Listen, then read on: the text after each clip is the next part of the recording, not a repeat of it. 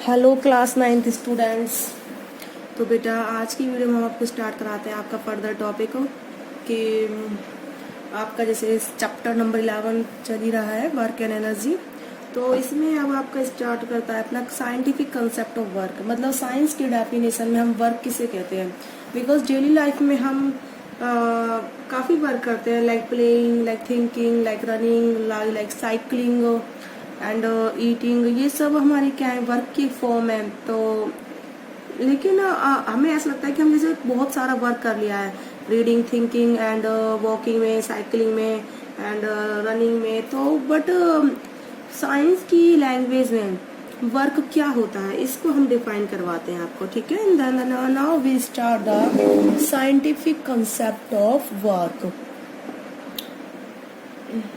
तो scientific concept of work देखिए बेटा,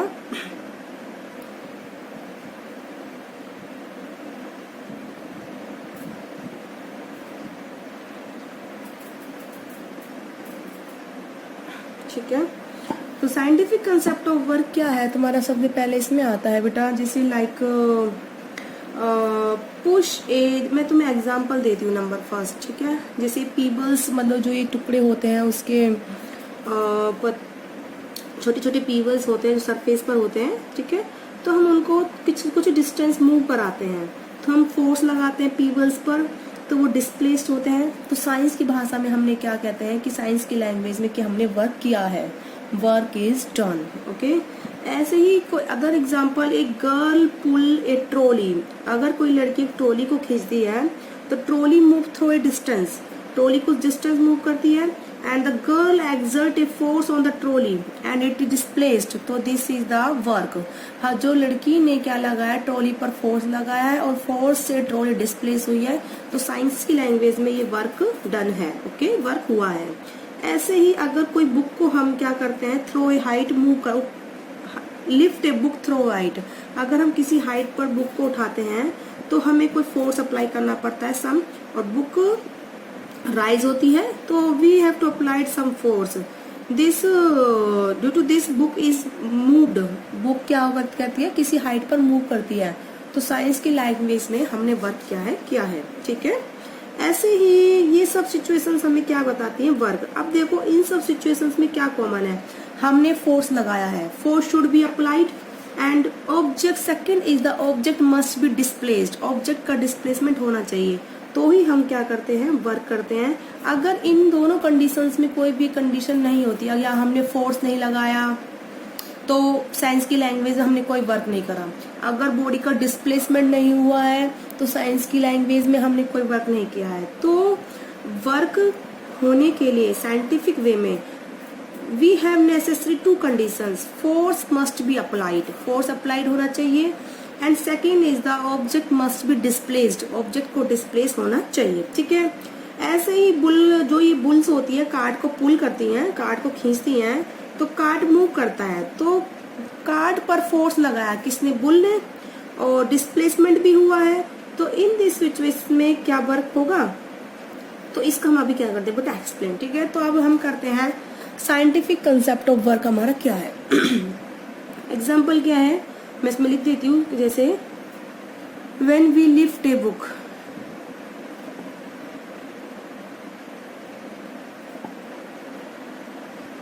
ठीक है,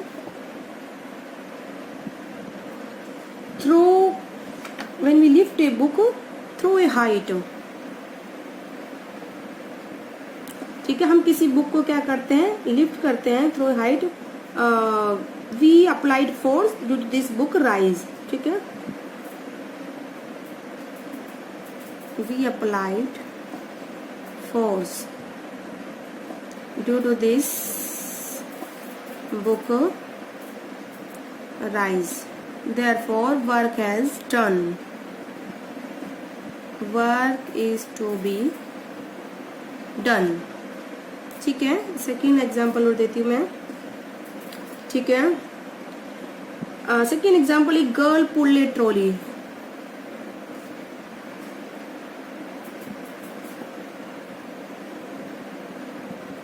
ए गर्ल पुल्स ए ट्रॉली,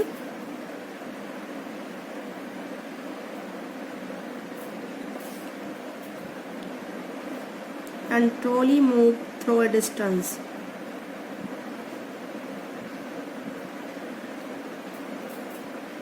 ठीक है, ट्रॉली क्या करती है बेटा, मूव करती है। ठीक है, तो girl exert force due to the, देखो trolley move through a distance due to the force exert by girl.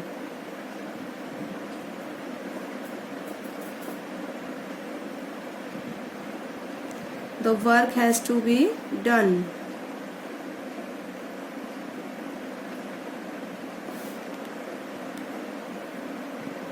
ठीक है, साइंस की लैंग्वेज में हमने क्या करा है, वर्क करा है। ठीक है, ऐसे बहुत सारे एग्जांपल्स हैं डेली लाइफ में जिसमें हमारे वर्क को एक्सप्लेन करते हैं।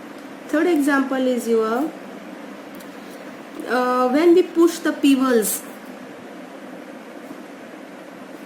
When we push pebbles lying on surface। ठीक है, इस केस में भी क्या होता है बेटा, वर्क होता है। ठीक है, that is the concept of work. तो इससे हम क्या क्लू निकालते हैं बेटा कि for the work to be done two condition must be satisfied. ठीक है, तो आप इसे लिखो नोट बना के, क्या क्लू निकालते हैं, for the work to be done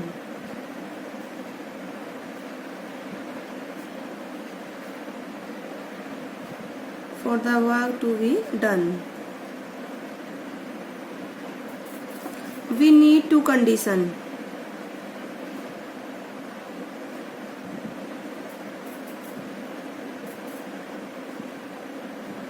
to be satisfied हमें क्या चाहिए होती है बेटा, two conditions to be satisfied. दो कंडीशन जरूर सेटिस्फाई चाहिए। Number first, force must be applied. Number first क्या है बेटा कि if force should act on object, if force should act on object. ठीक है, फोर्स जरूर लगना चाहिए ऑब्जेक्ट पर। Second, the object must be displaced, the object must be displaced। Force apply होना चाहिए और ऑब्जेक्ट को डिस्प्लेस होना चाहिए। These are the two conditions। तो these two conditions must be satisfied to be done work। ठीक है, तब भी हमारा क्या होगा बेटा, वर्क होगा। Number first is the force should be applied and second is the object must be applied. तो मैंने एग्जांपल दिया आपको वर्क क्या होता है साइंटिफिक वे में। अब हम आगे स्टार्ट करते हैं बेटा। आपके सिलेबस में जो है work done by constant force, किससे बेटा, work done by constant force. ये आपका तो अभी अब आपको मैं एक डेली लाइफ के लिए एक्टिविटी देती हूँ, इसको करने से पहले तो आपको बताना है कि उसमें वर्क होगा या नहीं होगा।